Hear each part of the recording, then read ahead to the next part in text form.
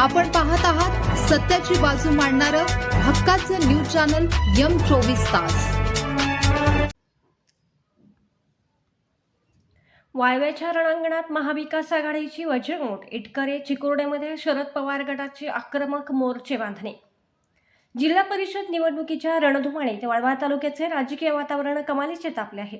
महाविकास आघाडीने आपली ताकद पणाला लावली असून विशेषतः चिकुर्डे जिल्हा परिषद गटात राष्ट्रवादी काँग्रेस शरदचंद्र पवार पक्षाने घेतलेल्या आक्रमक पवित्र्यामुळे विरोधकांचे धाबे दणाणले आहेत। वज्रमूठ अधिक घट्ट करत शरद पवार गटाने विजयासाठी कंबर कसली आहे। माजी मंत्री जयंत पाटील यांनी कार्यकर्त्यांना दिलेला विजयाचा कानमंत्र या निवडणुकीत निर्णायक ठरताना दिसत आहे।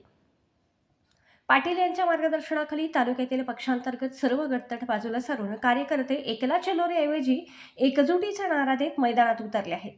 या एकजुटीचा थेट फायदा ठाकरे शिवसेनेचे जिल्हा परिषद उमेदवार अभिजित पाटील यांना होताना दिसत आहे। इटकर आणि परिसरात महाविकास आघाडीने प्रचारात मोठी आघाडी घेतली आहे। जयंत पाटील गटाच्या कार्यकर्त्यांनी थेट घरोघरी जाऊन प्रचाराचा धडाका लावल्याने संपूर्ण मतदारसंघात महाविकास आघाडीमुळे वातावरण निर्माण झाले आहे। चिकुर्डे मतदारसंघात अभिजित पाटील आणि कुरळ पंचायत समितीचे उमेदवार शशिकांत वायदंडे यांच्या नावाची लाट पाहायला मिळत आहे। महायुती आणि महाविकास आघाडीत काट्याची टक्कर असली तरी राष्ट्रवादीच्या कार्यकर्त्यांनी दाखवलेला समन्वय हा महाविकास आघाडीचा प्लस पॉइंट ठरत आहे। शरद पवार यांच्या नेतृत्वाखालील राष्ट्रवादीने तळागाळातील मतदारांपर्यंत पोहोचण्याची रणनीती यशस्वीपणे राबवली आहे। ही केवळ स्थानिक निवडणूक नसून आगामी मोठ्या राजकीय बदलांचे हे संकेत आहेत।